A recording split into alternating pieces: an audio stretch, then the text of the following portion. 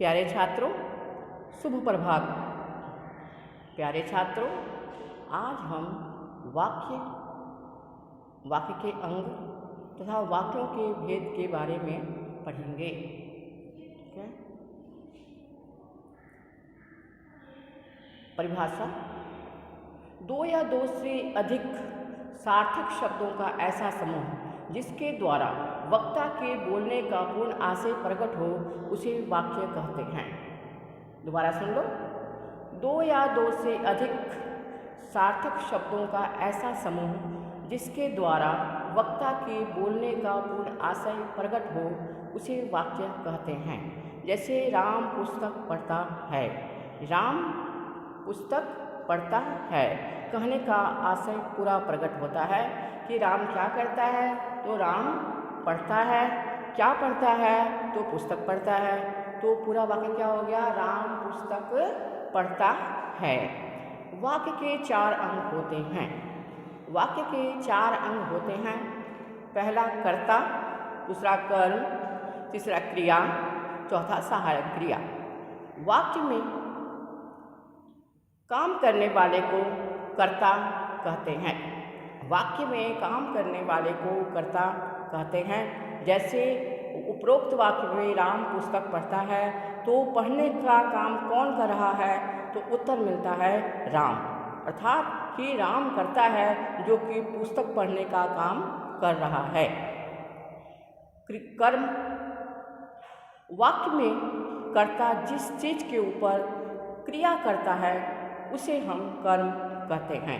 उपरोक्त वाक्य में क्या है कि राम पुस्तक पढ़ता है। पढ़ने की क्रिया पुस्तक के ऊपर संपन्न हो रही है, इसलिए पुस्तक यहाँ पर कर्म हुआ। क्रिया: वाक्य में जिस शब्द से किसी काम का होना या करना पाया जाए उसे क्रिया कहते हैं। जैसे पढ़ना, राम पुस्तक पढ़ता है। इसमें राम क्या करता है? तो पुस्तक पढ़ता है। तो पढ़ना, लिखना, बोलना, हंसना, गाना, दौड़ना इत्यादि क्रिया है। सहायक क्रिया: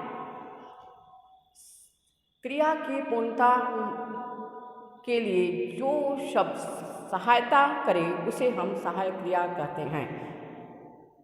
जैसे है, था, होगा इत्यादि। अब इसमें है कि राम पुस्तक पढ़ता है। पढ़ता क्रिया हो गई, है जो है वह सहायक क्रिया है। वाक्य 3 प्रकार के होते हैं: सरल वाक्य, संयुक्त वाक्य, मिश्रित वाक्य। सरल वाक्य: जिस वाक्य में एक कर्ता हो, एक कर्म हो, एक ही क्रिया हो और क्रिया की पूर्णता के लिए एक ही सहायक क्रिया हो, ऐसे वाक्यों को सरल वाक्य कहते हैं। जैसे राम पुस्तक पढ़ता है, सीता हंसती है, राम रोता है। तो ये सब क्या है कि सरल वाक्य हैं। इसमें एक कर्ता है, एक ही क्रिया है और एक ही कर्म है और एक ही सहायक क्रिया है। संयुक्त क्रिया, संयुक्त वाक्य: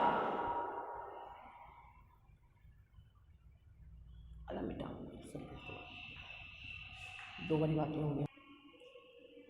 जिस वाक्य में 2 उपवाक्य योजक द्वारा जुड़े हों उसे हम संयुक्त वाक्य कहते हैं। जैसे मोहन पढ़ रहा था और सोहन खेल रहा था। यहाँ पर और जो है 2 उपवाक्यों को जोड़ता है। जैसे मोहन पढ़ रहा था एक वाक्य हो गया और दूसरा वाक्य है सोहन खेल रहा था। इन दोनों वाक्यों को और शब्द जोड़ता है, योजक में आ जाते हैं और, एवं, तथा आदि। मिश्रित वाक्य: वाक्य में जब एक प्रधान वाक्य हो और दूसरे उपवाक्य उस पर आश्रित हों तो उसे हम मिश्रित वाक्य कहते हैं। जैसे मेरे पास एक खिलौना था जो कि रिमोट से चलता था। यहाँ पर मेरे पास एक खिलौना था, ये प्रधान वाक्य है और दूसरा वाक्य जो है रिमोट से चलता था, यह उपवाक्य है जो कि खिलौना के ऊपर आश्रित है। मेरे पास एक खिलौना था, तो किससे चलता था? रिमोट से।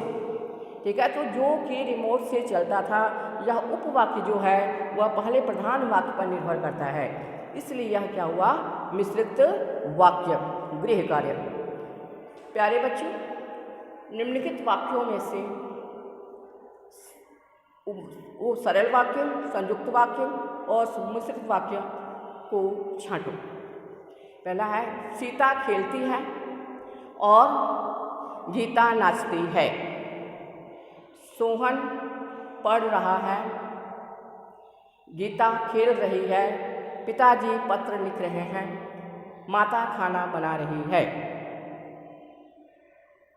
एक बिल्ली थी जो कि प्रतिदिन दूध का कटोरा पी जाया करती थी।